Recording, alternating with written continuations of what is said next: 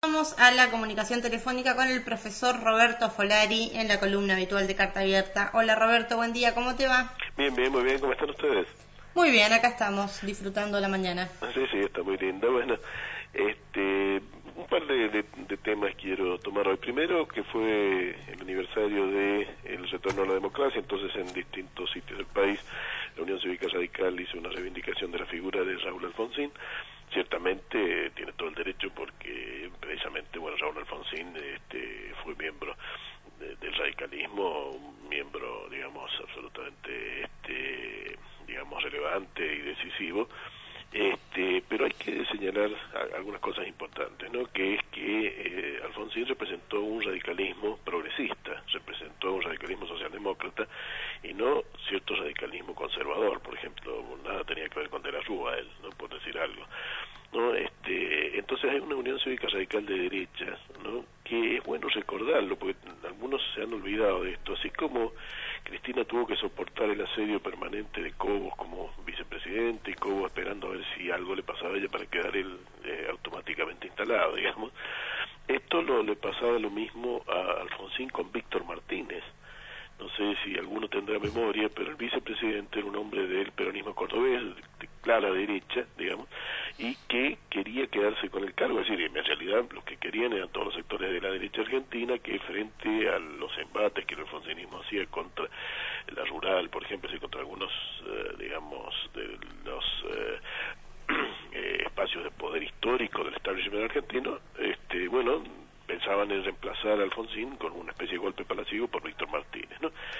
Y digo esto entonces porque en realidad Alfonsín pertenece a la democracia y sobre todo al progresismo argentino, no pertenece al conservadurismo argentino, que hoy hay un sector de la Unión Cívica Radical que está instalado ahí, es un sector no menor, ¿no? Hay que ver que, por cierto, el kirchnerismo y Alfonsín, como ayer dijo Leopoldo Moró, con toda claridad, el kirchnerismo y el alfonsinismo tienen diferencias de tradiciones, uno en el peronismo, el otro en el radicalismo, han estado en momentos históricos distintos, han tenido que enfrentar cosas distintas, pero han tenido los mismos adversarios, han tenido el kirchnerismo y el alfonsinismo exactamente los mismos adversarios. Es decir, desde ese punto de vista se han enfrentado a la sociedad rural, se han enfrentado a los sectores más conservadores de la cúpula de la iglesia, ¿no es cierto? Y se han enfrentado a las Fuerzas Armadas de la dictadura, ¿no?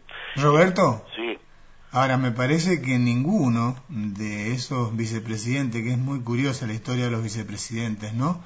Ni Víctor Martínez, ni Eduardo Duhalde, que se fue como gobernador de la provincia de Buenos Aires, ni Chacho Álvarez, que renunció, institucionalmente fue traidor de ese presidente de turno, ¿no? Bueno, el caso de Chacho Álvarez es importante porque es alguien que no traicionó a pesar de las evidentes diferencias ideológicas que tenía con De la Rúa, ¿no? Optó por renunciar en todo caso. Sí. Yo en lo personal nunca compartí que renunciara, pero de todas maneras, institucionalmente, el único que se atrevió a traicionar ha sido Cobos. El único que lo ha hecho abiertamente ha sido Cobos. El Víctor Martínez, de cualquier modo, claro, estaba ahí en la sombra, ¿no? Claro.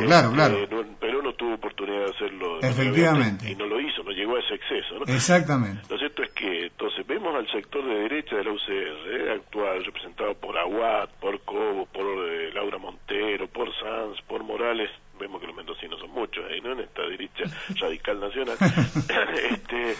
Estos señores pretenden reivindicar a Alfonsín, si no tienen nada que ver con Alfonsín ellos, nada que ver absolutamente, ¿no? Es decir, están en las antípodas de Alfonsín, ¿no? Esos señores no tienen ningún derecho real, digamos, más allá diríamos, el pin partidario que llevan puesto ahí en el traje, no tienen ningún derecho a reivindicar en serio una figura histórica que se enfrentó con la rural, que se enfrentó con las Fuerzas Armadas, que se enfrentó con la cúpula de la iglesia, mientras todos estos son obedientes absolutos a ellos y además viven atacando a un gobierno que también se enfrenta exactamente con esos mismos poderes, ¿no? Así que yo creo que tenemos muchísimo más derecho los que estamos en el progresismo de manera histórica, militando en pro de lo popular, a reivindicar a Alfonsín que lo reivindican sectores de derecha que en realidad jamás lo tomaron en serio como digamos como para compartir sus valores y su postura.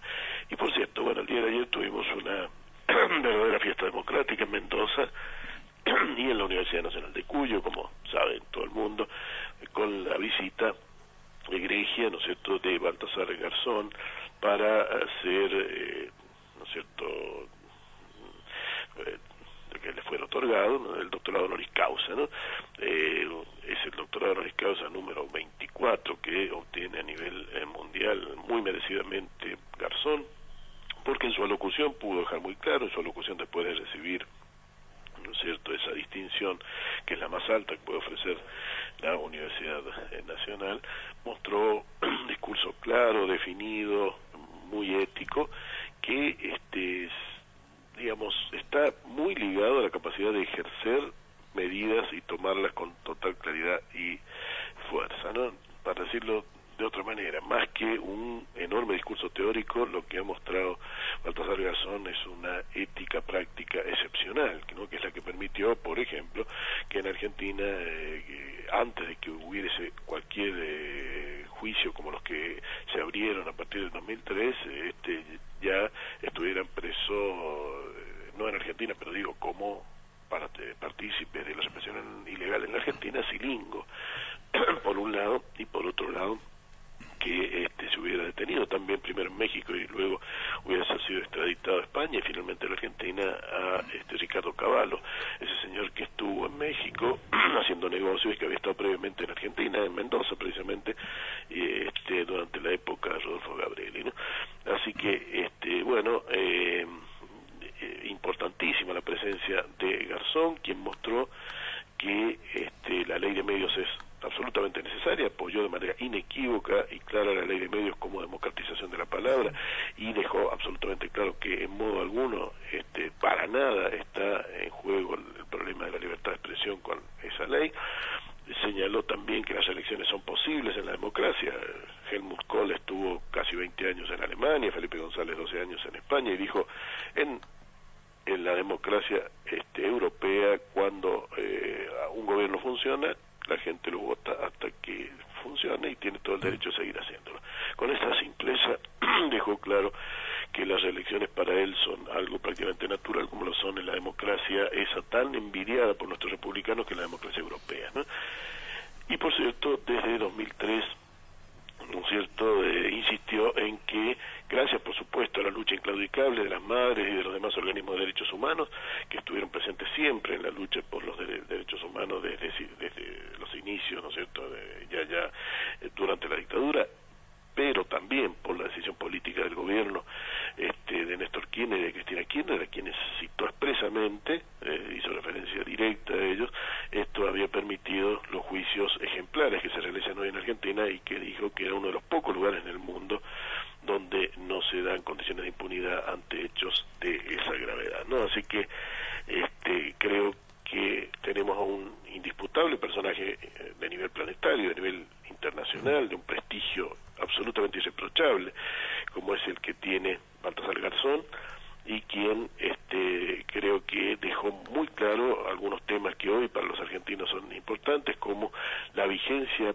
plena y necesaria de la ley de medios como democratización de la palabra y como digamos una ley que responde a las mejores formas de ensanchamiento de derechos, no todo lo contrario de lo que se dice en el discurso, ¿no es cierto?, hegemonista de los sectores privados de los medios. Y por cierto que la política de derechos humanos de este gobierno es una política ejemplar a nivel planetario, y esto hay que insistir, ¿no?, porque realmente si bien los derechos humanos no tienen dueños, sí tienen algunos que han hecho más por ellos y otros que han hecho menos. Y el gobierno ¿no es cierto?, actual de la Argentina ha hecho muchísimo y ha permitido que la lucha de los organismos, que son los primeros, digamos, partícipes y de toda esa lucha, pudieran florecer a plenitud, solo gracias también entonces a esa decisión gubernamental de llevar los juicios a estas últimas consecuencias en contra de 13 años que estuvieron enterrados absolutamente tras el indulto vergonzoso de la administración de Carlos Menem, ¿no?